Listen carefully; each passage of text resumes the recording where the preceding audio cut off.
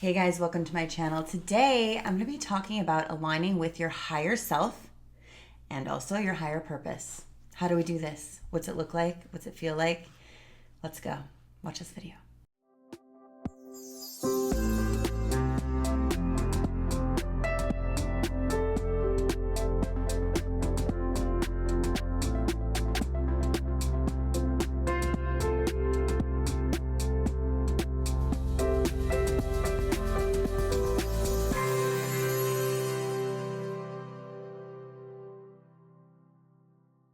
Hi everybody, welcome to my channel. If you're new, please click the little subscribe button, the bell to receive notification when I release new videos. And if you've been with us for a while, thank you so much and welcome back. Today is a super awesome, important topic. I just got off my emotional rehab call and I was so inspired to share this new wisdom that I've been coming into even more, because what I know for sure is when we start to align with the desire to know who we truly are, that's where it starts.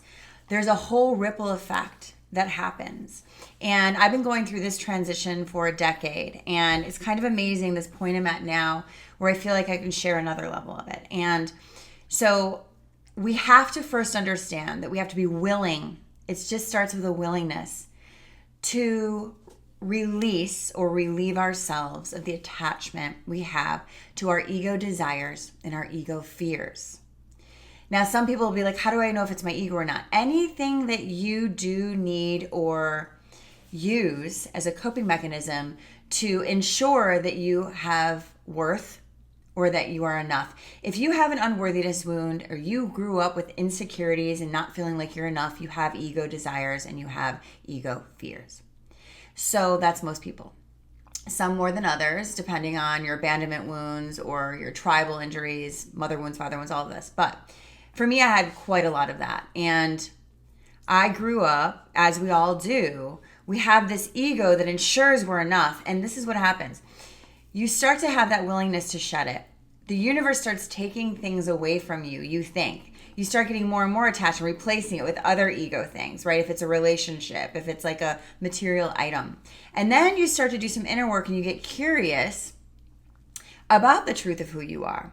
And you start to get nervous. You start to live in this middle ground of like not making big decisions because you're like, I don't really want to know if I'm wrong about being enough, but I also don't want to, be afraid that I'm really not enough. So we're afraid to know the truth of our enoughness when we start doing enough inner work. You know what I'm talking about? And that's when we start to really do this dance of trust with the universe and understanding why things are happening. We start asking deeper questions of why. Why is this being taken away? Why did I have to get a divorce? Why did my why did I lose that? Why was that taken away? Am I being punished? We feel like we're being punished from the universe when we don't have full intactment with our true self. Because when we are in our true self, we know that there is no punishment. We know more of the workings of the universe because we understand ourselves better, right? And we trust ourselves more.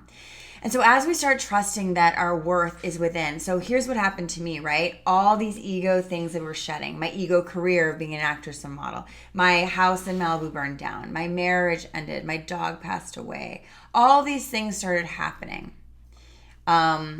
Way more than that, but all these things. And I never once asked, because I had enough faith at that point in my life, I never once asked, why is this happening to me? I said, I know this is happening for a higher purpose. Let me find that.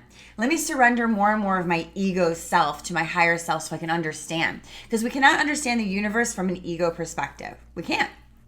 We're going to get it wrong every time. Just like when we are in our ego and we fall in love with narcissists, we think that's love. No, it's an ego. You fall in love with a narcissist because A, that's your emotional imprint, but B, you need them to feel confident. They are your confidence. They are your confidence. I can serve them. I can fix them. That makes you feel better about yourself. Oh, they have all these things that I'll never get. Oh, if they love me, I'm worthy of their love. Just think about that for a minute. And when you realize that you need nothing and no one outside of you, you stop falling in love with toxic people because you know that that doesn't feel good on some level. You stop working a job that invalidates you and doesn't have value for you because you know your worth. You start to love yourself enough where you stop doing things that don't serve the highest good for you, like your health or your spiritual connection. A lot of times people will stop addictions during this time because they realize that's numbing me from God, universe, and self. I want to be with myself. I want to be present in my presence and my power, right? So we'll have this shedding of this stuff. And what happens is the universe gets you. Once you say, I want this, it gets you down to your bare bones of you. Who are you without the big home? Who are you without the marriage? This was all my challenges too. Who are you without anything external to validate you except for you?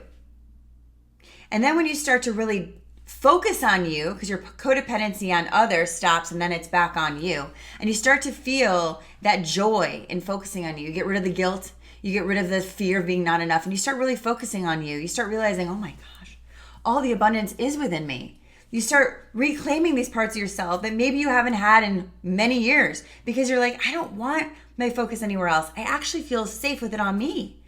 And what am I going to do with this excitement? What am I going to do with this new permission slip to make my life about me so that I can better serve others?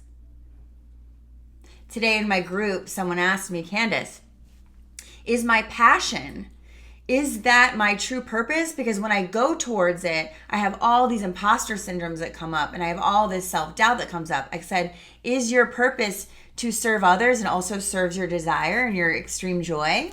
She says, yes. I said, okay, well then, the fears and the imposter syndrome that come up from that are your challenge to clear so you can own that purpose. Own the true self. What about this career is not enough or scary to you? Who outside of you is going to tell you what you're here to do? No one. That's an inner job, right? So when you get back to that bare bones of self, of who am I without any of these things? Well, what I discovered is way more capable than I thought, way more powerful than I thought, way more wise than I thought, way more fun and funny than I thought. Holy shit. I'm awesome. When the truth of who you are comes down to it, what it means is you've decided that the messages you got as a young person about being afraid of who you are because you're not enough and you're unworthy and you're not loved and there's something wrong with your natural way, when all of that starts to go away because you really have the courage to go there and say, am I enough? Let me challenge it.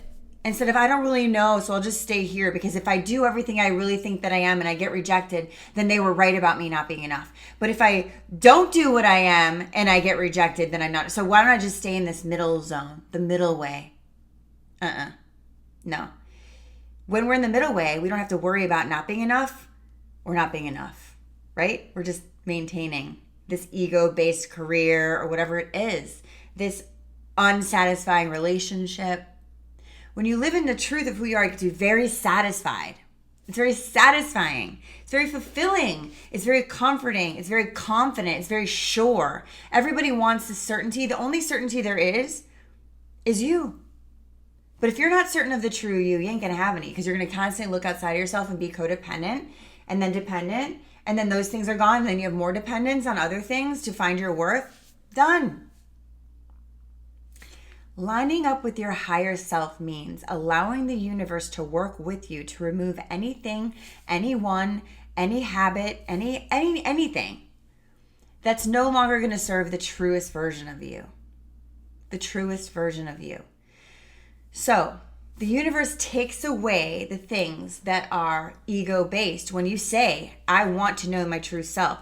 And instead of thinking, oh my God, I'm going to be poor and I'm going to have no friends and whatever, because that's your transition period, know that the universe is shedding all that shit for you so you can actually know the true you without all of that. And then you start to rebuild from the abundance within that is not dependent. It is self-sufficient because now you have a very secure connection to self. You have very secure attachment to who you truly are. And so I like to say attachment turns into connection. A lot of times we have insecure attachments that create a secure connection once you let go of those insecure attachments. And then guess what happens?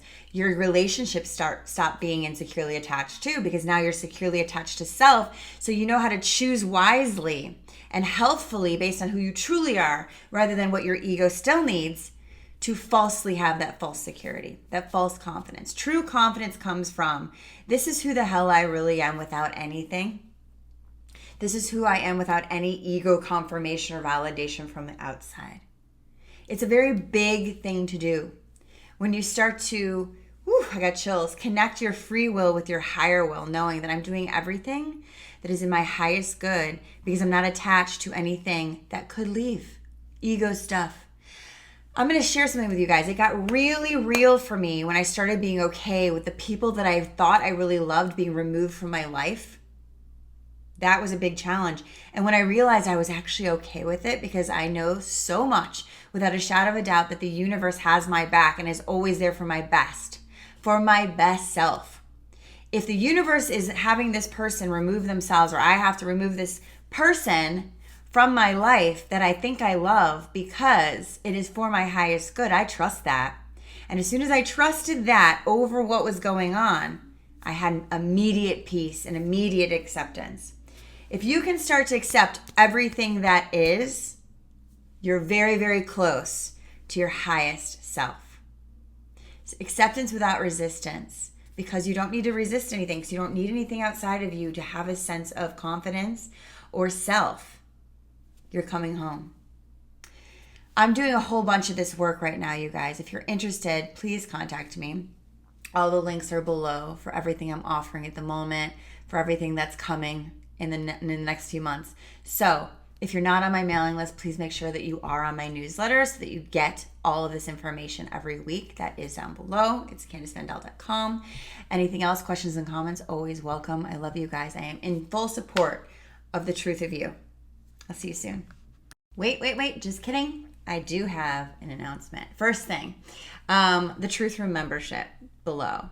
This is my amazing OG team, my community of highly sensitive people around the world who are in their truth now, who are rising pretty quickly in the healing world because they've learned how to heal wounds to get to the truth, and now we rise together. If you want to be part of our community of highly sensitive people who are killing it right now, click the Truth Room. The second thing I have to say, because it's happening real soon, August 2nd, my inner work program, Healing Abandonment Wounds and Trauma Bonds. If you are not 100% in self, you are in abandonment of self.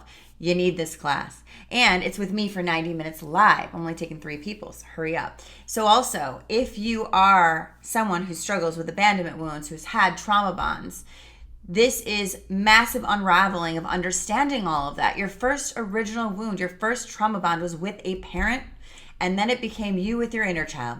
You need to learn that. So all of that said, Truth Room and Abandonment Wounds and Trauma Bonds, which is called Inner Work Level 2, is below. Click the links. See you guys soon.